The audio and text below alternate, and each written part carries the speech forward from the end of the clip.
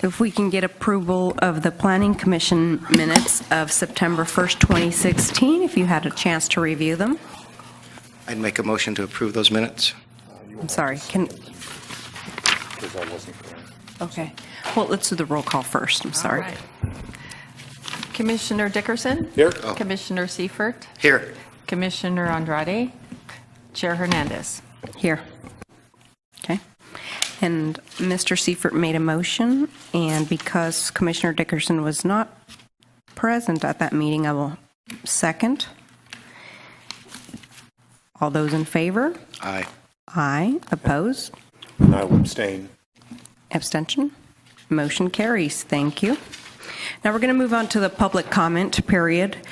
Each member of the audience may address the commission on any subject within the commission's business. Each member of the audience and each subject is limited to discussion of 3 minutes or as otherwise directed.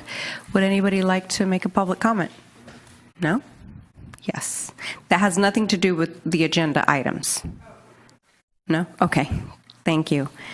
With that, we're going to move on to item number 1, which is the Verizon Telecom conditional use permit at College Drive. If we can get the staff presentation. Good evening. The Verizon Telecom project is located along College Drive within the right-of-way of an existing parkway. You can see that it's shown in yellow there. That location is located real close to the Vaughn Shopping Center, which is labeled, and then there's a little, I didn't label it, but there's a little walk-up recycling center just to the east there as well. For this project, the parkway is owned by the City of Santa Maria, and the utility pole is owned by the Northern California Joint Pole Authority, where Verizon is a member of the association, which allows them to actually attach to that pole. Now, typically, the City of Santa Maria will try to have lease payments, but in this case, that would not occur. According to case law, that would not be allowed in this situation. Just wanted to clarify that. The utility pole site was selected after looking at several alternative sites. According to the applicant, this site gives the best coverage to the surrounding neighborhood, has the least visual impacts, and was available for lease. Staff agrees with this assessment of the alternative sites as well. A photo simulation, as shown here above, depicts how the equipment, when it's attached to the utility pole, will look. Also, the cabinets that are on the ground in the cabinet, you can see them in this photo simulation as well. Those cabinets will be painted green. That kind of goes with the surrounding streetscape, trees and vegetation in the area. And the antenna, called a cantina antenna, that will be painted brown to match. And some other antennas will be painted brown to match that pole. Typically, landscaping would be required to be planted in the parkway. Since Verizon is not entering into a lease with the adjacent property owner, and the fact that there is no irrigation lines in the parkway, no landscaping will be required for this project.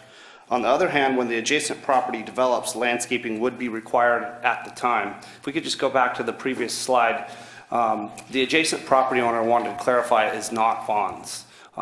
It's a private individual, and so when that little recycling center, if that parcel was ever to develop, you can see it there, then that would be the opportunity for us to require to landscape that parkway, maybe get some street trees and some other vegetation in that area. But at this time, it's challenging because there's no irrigation lines, and this would be a future opportunity, but just not at this time. Other than that, that concludes the short presentation of this project. For this conditional use permit before you this evening, staff is available to answer any questions at this time regarding this project. Thank you. Do we have an applicant presentation? I'd actually like to ask a question of staff, if we could. Could you just highlight why we're not going to, is the city just not getting any revenue from this as far as a leasing thing it is, or is it alternative in some way? Yeah, good question. I mean, they're going to be attaching to that pole. That pole is not owned by the City of Santa Maria. And doing some research with the planning manager, there is law that actually establishes that we cannot charge the lease payments in the parkway, in the right-of-way. So that's just what we can't do at this time. Okay. Yes, if it was our pole, like if it was a city-like pole, we would be able to we are the owner, and then we are able to do that. And then there is case law that the utility boxes on the ground are not things that we are able to charge or lease for. All right, thank you very much. Thank you. Okay. Do you have another question? I do, Chair. Hey, Brian, excuse me, Brian. There said that there's no power around for this. You got to dig quite a long trench. Very good question. So originally they wanted to take power underground across College. We weren't too excited about digging up College, and so they're actually going to take power from the alley. It's a little bit of a stretch, but they're going to take power most likely from the alley, and so that's what's proposed at this time. But the original proposal was to dig underneath College and connect to the west. But as Peter's pointing, the proposal now is to go through the alley. And is that a street of City of Santa Maria? That's an alley, yeah, owned and maintained by the city. Yeah, that's a city alley. Thank you. Okay. Any other questions by the commission for staff? No? Okay. With that, do we have a presentation from the applicant? Can we state your name and address? My name is Benjamin Hacksteady. I'm representing Verizon Wireless. I'm at 26731 Avenida Las Palmas, Capistrano Beach, 92624. Thank you. Don't really have a presentation. Staff has done a good job explaining the project. It's a small cell project. As you can tell, it's not a big macro site. Wanted to answer a few things you were talking about as far as the utilities.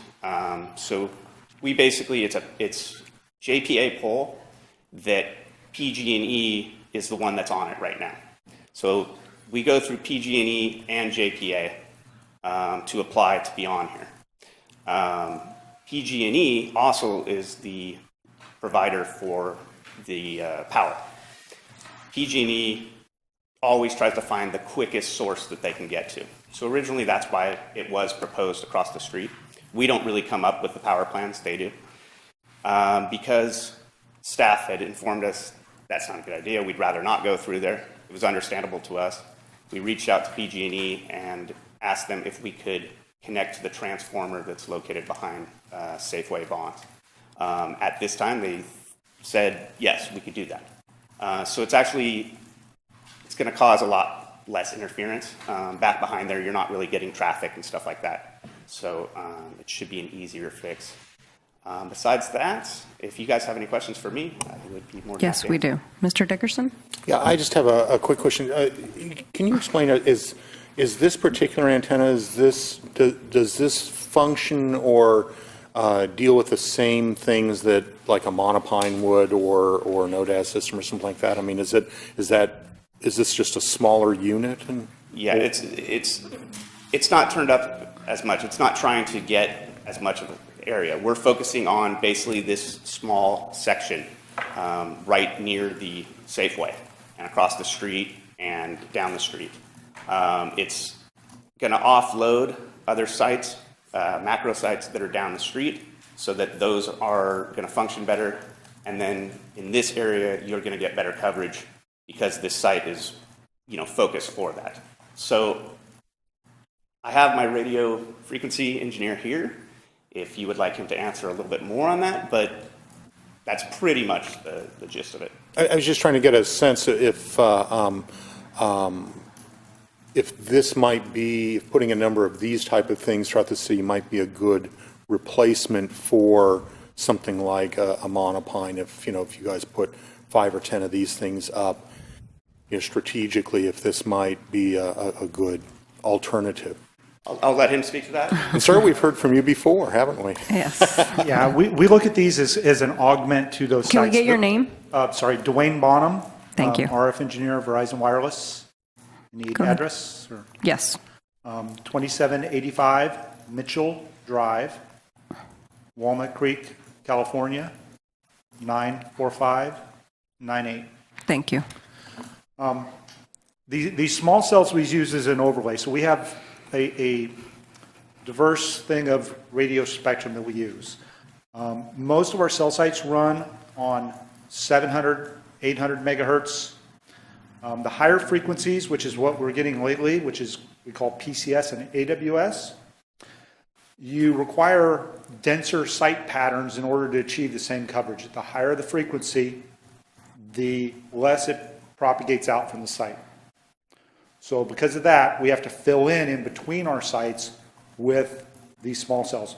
So no, these won't replace them, but they will prevent us from having to build full sites in between where our current sites are for the newer technology we're putting in to try to increase the capacity without having to build new sites. Okay, so they don't replace them, but this would keep, by putting these or this one and maybe others up, it would keep us from you guys having to come to us to build a new monopine. This catches, Correct. this bridges that, is that Correct. right? Yeah. Well, that's a very Yeah, good thing. we still will build some, what we call macro sites, because these don't have the battery backup, the emergency capabilities that a full cell site has. These are a mini cell site, and they're not as bulletproof as our normal, much larger cell sites are. Great, thank you very much. Thank you. And a question, Mr. Dickerson? No? Seifert, Seifert. sorry. So do you anticipate coming back and asking for more of these on this pole? Is this is this one thing on this one pole, that's all we're looking at? Yeah. You're not coming back later and saying, we didn't quite get it, we're going to need some more stuff up there? You're going to see more of these as time goes on. It's probably going to be our future. We're going to probably try to do, as we build out, 75% these and maybe 25% macro sites. But as far as on this pole, On this pole, is no, it? this would be the only one. These will cover about a quarter-mile radius. We have two different versions of this. This one's a little bit higher powered. This one will cover about a quarter mile. And then there's a very low-powered one that's like a Wi-Fi unit, and that one will cover 1,000 feet. And what are the reasons for this new spectrum that we're getting to? Is this the new iPhone or what, the Apple phone, or what is it that we're, why do we have to do this upgrade? It's providing data services. What we're seeing is that our data usage on our networks is growing from anywhere from 70 to 100% per year. And in order to keep up with that increased demand, we either have to add new cell sites or add spectrum. In most of the cases, we're doing both, some of both. When we can buy spectrum, additional spectrum to make the pipe bigger, we're making the pipes bigger. When that's not enough, then we're adding in also new transmitters such as this that give us more points that'll carry a greater amount of traffic. So it serves a few different purposes. It fills in between those sites that won't work with that new spectrum that we've got. So it helps fill the gaps in there, and it's going to offload capacity from those existing sites. Thank you. Additional questions? Mr. Dickerson? No? We do have written public comment. If we can get, Thank you. thank you. We can get Monique Verdine. You can state your name for the record and your address. Thank you. Monique Verdin. And it'll be 3 minutes. Just want to let you know. Thank you. 521 East Fessler, Apartment A, Santa Maria, California, 93454. And I do live near this cell tower location. I'm a mother of 2 and a teacher. And I came actually because I thought this was a cell tower in Rotary Centennial, but now I'm realizing this is in my neighborhood. There's already a cell tower there I'm aware of, right next to this. I want to say that I have been doing a lot of research on electromagnetic frequencies and radiation and microwave radiation, which anything over, when it gets to be what they mentioned, 700 to 800 megahertz, that means 700 to 800 million cycles per second. Our body's cycles per second are less than 10 hertz or 10 cycles per second. When people were opposed to living underneath these electrical towers, those are all less than 1,000 cycles per second. So we're dealing with microwave radiation in the millions and billions of cycles per second. I also want to say that I've been doing a lot of research, and many countries are taking precautionary steps. In New Zealand, they're not allowing their citizens to live within a third of a mile of a cell tower because they're concerned for the health effects. Now, our government, the U.S. government, the National Institute of Health, just in May, did a first long-term study on the long-term effects of non-ionizing microwave radiation. And what they found, this was just in May, was that there is a direct correlation between exposure to low levels of microwave radiation from 2G phones, those are the phones before smartphones, and cancer. There's no question. This just happened in May under the National Toxicology Program under our National Institute of Health in the US. Then in July, and this is what they're talking about, it's called 5G technology, look it up. It's the new technology. They're going to be putting these little towers all over all the cities. It's their new step. The FCC chair, Tom Wheeler, of our government, in a press conference in July said that he doesn't want to wait for the safety standards to come out.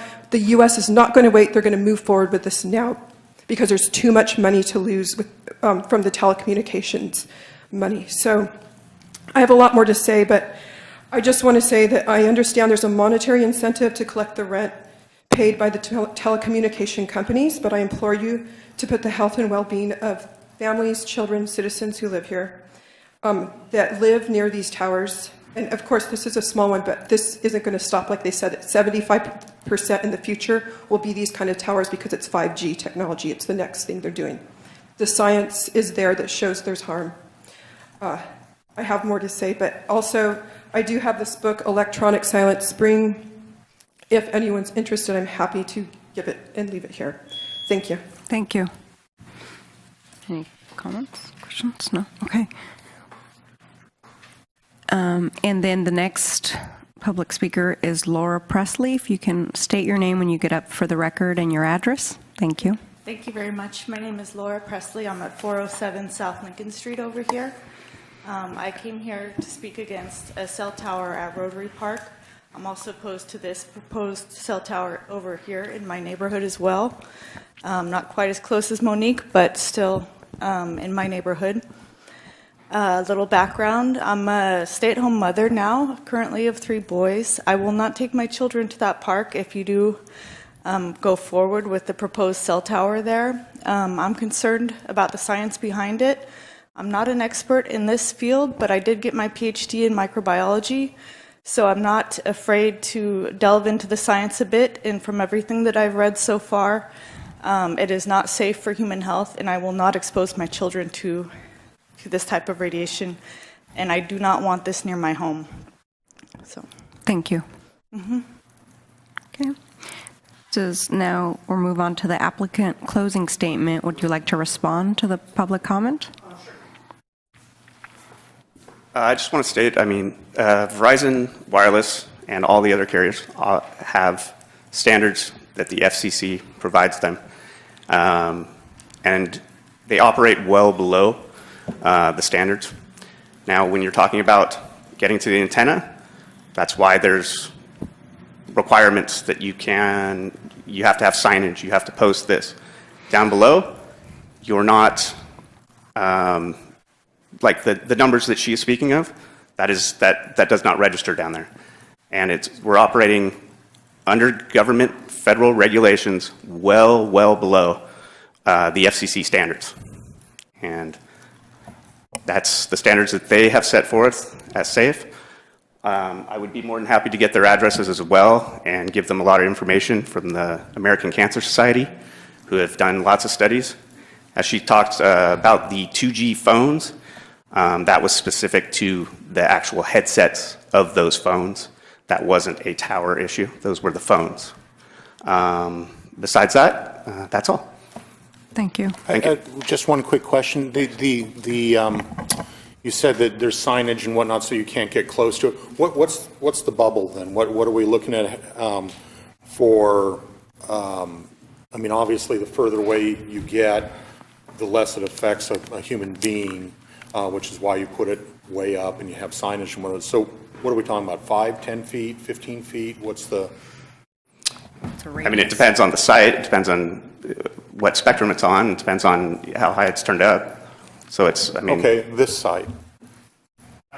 It'd probably be 3 feet directly Can we get you to come to this so we can put you on camera? On this one, we should have submitted a EME report along with our application. On a small site like this, it'd be about 3 feet in front of the antenna.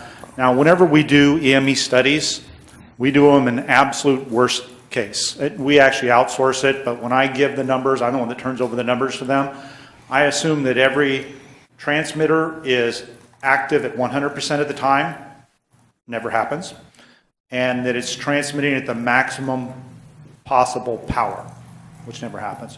So we go back and we'll do measurements frequently to see how those pre-reports compare to what's actually out there, and it usually runs right about 10%. If this says it's going to be on the ground, it's going to be 2.3% of the federally set standard.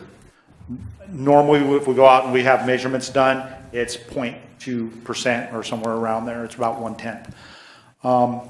One other thing, the FCC standards for safety are updated on an annual basis. And if there are changes to that, then we make sure that all of our sites, and we're required by our license to make sure that every one of our sites are in compliance. We also inspect every one of our sites on an annual basis to make sure that nothing has changed and that they're still operating within the FCC set standards. Great. Thank you very much. Mr. Seifert? Mr. Seifert. I would like that information that you offered. Not a problem. Mr. Cinco, I was told that we can't base our decision on the electromagnetic functions of these sites, that it's been a proven fact, that it's stated that the federal government says that's not criteria that we can use. Is that correct? Chair Hernandez, Commissioner Seifert, thank you for the question. I was prepared for it, and I just looked up the statute that you're talking about. It's 47 U.S.C. Section 32, subsection C, 7B4. So it's kind of a long one. It's in the Telecommunications Act. It specifically says that it's an improper basis for denial of a telecommunications facility based on health effects of the radio frequency emissions. So your understanding is correct. Thank you. If I could add on to that, as was stated, if the applicant can show that they meet the FCC standards, it's a ministerial act at that point. At the building permit stage, it's allowed to go. But as was stated, and this is true of these type of installations that I've been involved in probably for the last 10 years, the actual output of these type of sites, particularly this one that's not a full macro site, is well below what the standard is. And so if there are people who don't believe in the FCC standard, we can't do anything about it, but the applicant has said this is actually many levels below where the FCC said it would be okay. That may not make people feel comfortable, but these are certainly not at the max that the FCC would allow. Okay, thank you. With that, I'm going to close the public hearing. And if we can get any comments from the commission before we close? Before we get a motion? I think as Peter pointed out, and Philip, that even if we were concerned about the health effects, which frankly I am not, that our hands are tied on that. That is not something that we can deny this on. And frankly, also, once again for this commissioner, going in the direction of these type of antennas is a real plus in my mind, a tremendous plus. So that's my thoughts on it. Thank you. Would you like to? Yes, Mr. Seifert? Just to address the audience, I have children too. I'm a human being, and I understand where your issues are on this particular situation. Our hands are tied as far as the arguments that you've brought us. We've been directed that is not an argument that we can use to deny this type of a situation, a tower. So because of that, as far as I'm concerned on this particular tower, this is this has got to be much less than the big, huge towers that we're constructing at different locations. And I understand your concerns, but our hands are tied as far as your argument. Thank you. Thank you. I'd like to make a comment, too. We are bound to make the findings that are on the first page of the conditional use permit, and after reviewing all the findings, I find that we've met each and every one of them that this project does, so I am going to be following to that, so thank you. So can I get a motion? I'll go ahead and make the motion. I move that the Planning Commissioner approve conditional use permit U2016-0011, the Verizon Telecom conditional use permit at College Drive.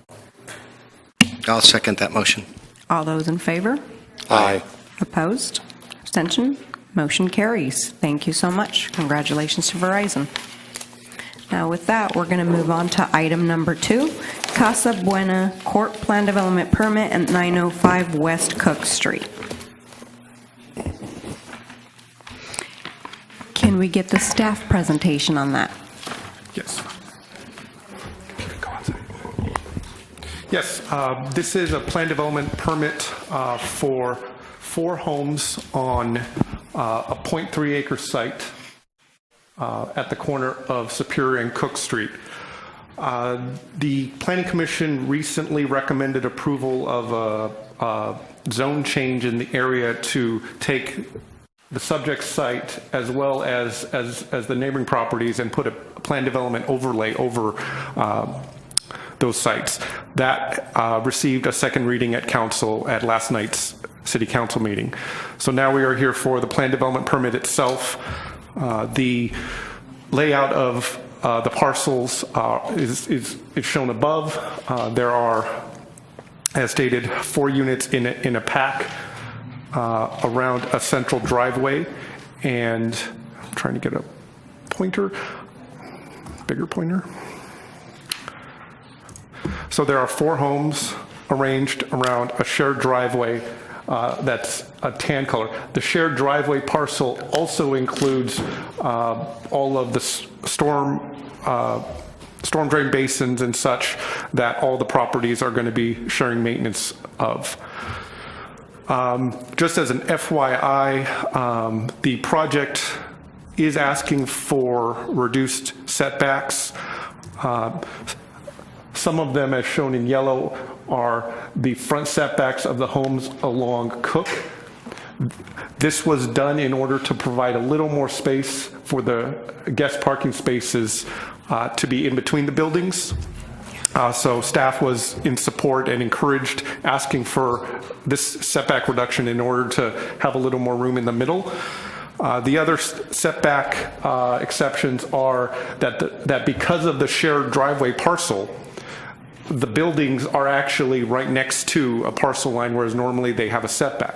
But in reality, this is not a buildable parcel, therefore the need for that type of setback isn't important.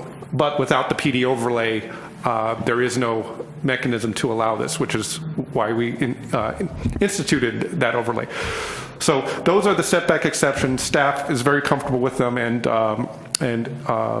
recommends approval of those.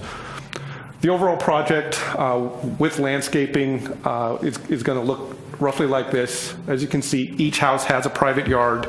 There are a number of trees along the perimeter and shrubs in the area. Right now there are shrubs shown in the private yards. Those are only for illustrative purposes because the property owner is going to allow the future homeowner to plant the rear yard as they're interested in. The trees and what is along the street, those are all outside of the private yards and would go in with the initial development.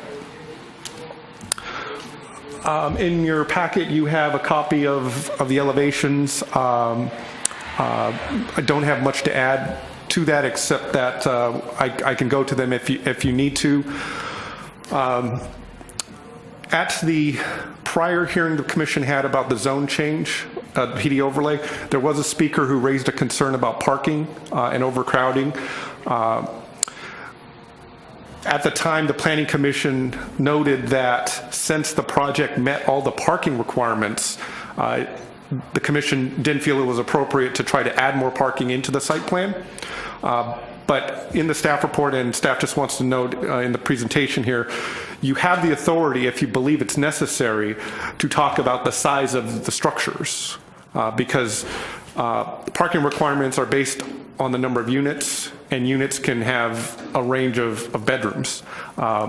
In this case, most of these are 3-bedroom units, but I believe one of them is a 4-bedroom unit. And if there is a sensitivity to the issue of parking in the area, the Planning Commission could ask that the 4th unit be changed to be a 3-bedroom unit. Staff is not recommending it.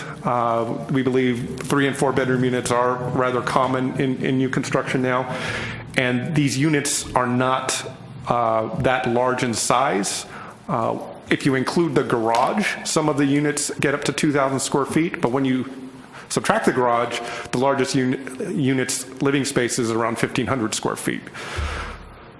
So the Planning Commission has the option to look at that. Staff is not recommending it at this time and is recommending approval of the plan development based on the conditions that you have in your packet. And that concludes the staff report, and I'm available for any questions. Do we have any questions from the commission? I just have a quick Mr. question. Dickerson? As I recall, the parking in this configuration, it actually created 2 additional parking spaces than the minimum. Was that true at that time? Or If this were standard R3 or R2 apartment type or duplex type construction, then only 2 spaces per unit is required, and this has 2 per unit plus 2 guest spaces. Right. When you go to a planned unit development like this, those 2 guest spaces get added. Half of a guest space per unit is added, so it has more than what would be allowed without the subdivision and plan development, but it is not exceeding what is required for exactly what they're asking So for. it either meets or exceeds depending on how you look at it. In this case, it actually meets, but Yeah. okay. Oh, I should also note we received an email from the resident who spoke at the last meeting about parking, who then raised an issue about a concern that this was going to be built and designed as group homes. Yeah. I responded to that email that the applicant that's not their plan. Someone could buy one of these homes and propose a group home, but our experience is it's going to be much more cost effective to buy an existing home and make that a group home than buy a brand new home like this. Okay. And the applicants also confirmed that they have no intention of doing that. Okay. So we believe that addresses the concern of the email. Thank you. Mr. Seifert. Madam Chair, if I could just add real quick. Yes. Even if that were the case and these were going to be used as group homes, we would not be able to use that as a basis to deny the project, just to clarify that. Thank you. Yes, thank you, Pierre. I do have a few questions. Regarding the parking, there's a red curb that right now is pretty much where the driveway is proposed, all the way down to Superior. What function does that make? What is that for? And is it going away? There will likely be a red curb, not at the driveway itself, the new driveway, but from here over to Superior. So that's going to stay the same? That's likely going to stay because it's the site, it's for site distance. So there may be on-street parking opportunities here. That's what they're using now? But there will not be here. Also, Superior is so narrow because there's no parking. The only way to get a full street would be to take up land that the garage on the other side of the street is currently on, so there's no on-street parking in that area either. Yeah, and thank you for this. I'd actually never driven down Superior. I thought I'd been on all the streets. I was surprised. The rear yard, you made a quick comment about the are we getting grass? Are we getting some landscaping? We're just not, the trees are going to be up to the people. In general, when single-family homes are built, in general, the builder leaves the rear yard undeveloped unless that particular buyer asks for something. We can ask the applicant if they have any other plans for this.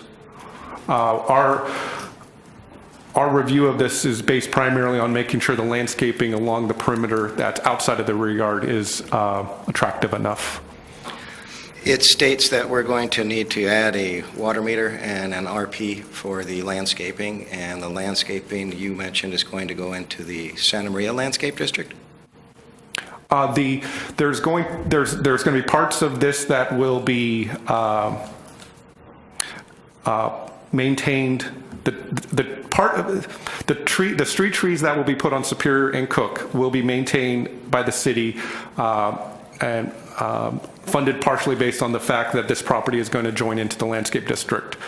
The part on the private side is going to be maintained by the property owners.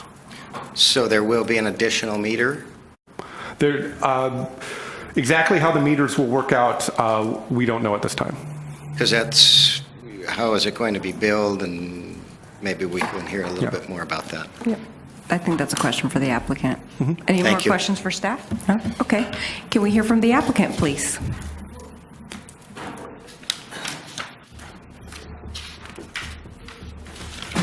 Good evening. Eric Panaccio with Palacios Architects, 508 Angelina Court. Thank you. As far as the water meter is concerned for the other space, I believe we've gone back and forth on how they're going to do that. I believe there's going to be an extra landscape meter, but we haven't fully decided on that yet. So it will be developed when we go into construction documents. Who's planning on paying for the water? Yeah, that's- The 4 homeowners will split When the it. landscape district takes over that, do they pay for does the Santa Maria pay for Well, the water? so or- one of the ways that you can do it is if we do a separate water meter for the shared areas, then the HOA fees will pay for that, and it'll be reconciled at the end of the year, back and forth, whatever's going to happen. But the 4 homes will be in an HOA with CC&Rs that are going to take care of the common area maintenance.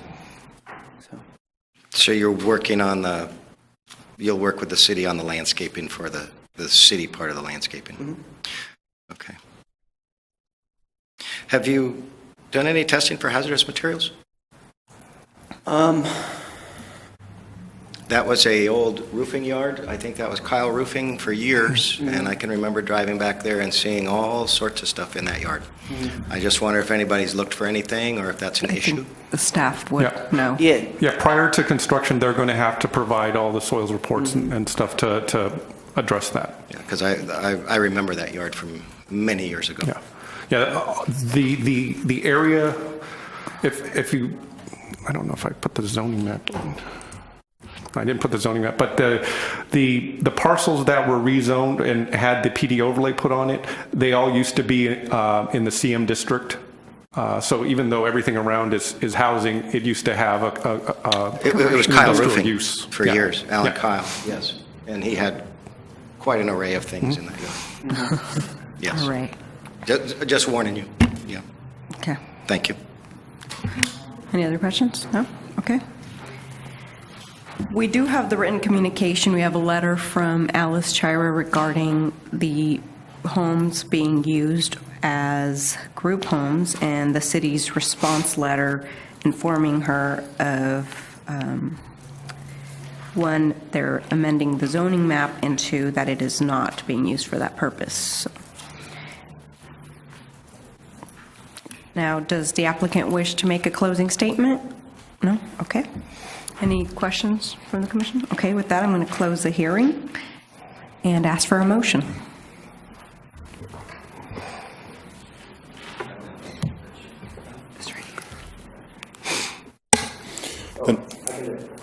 There you go. Yes. I would make a motion that we approve the plan development permit PD 2015-0025, Casa Buena Court Plan Development. Thank you. I'll second. All those in favor? Aye. Opposed? Abstention? Motion carries. Congratulations. Thank you. With that, we are going to move on to other business. Do we have a report on city council actions? Yes, at the last council meeting, it was mentioned that the Casa Buena second reading of the zone change was adopted. Also, a new planning commissioner was appointed. Her name is Kelly White O'Neill, and the plan is to have her start at the next hearing on the 19th. She may attend the study session tomorrow, but we're still going through the process of having her sworn in and such. So if she does attend, it will be more as an observer. Thank you. Does she get to go to that training that I did? We're even when we don't have a new planning commissioner, we're always going to be looking to have training opportunities. There are funds in the budget, to do that. But since she is new, absolutely, we plan to do that. It was a big help. Mm-hmm. Yeah, it was for me as well. Yes. Not for me. Thank you. Do we have any oral reports from the Planning Commission or staff? No?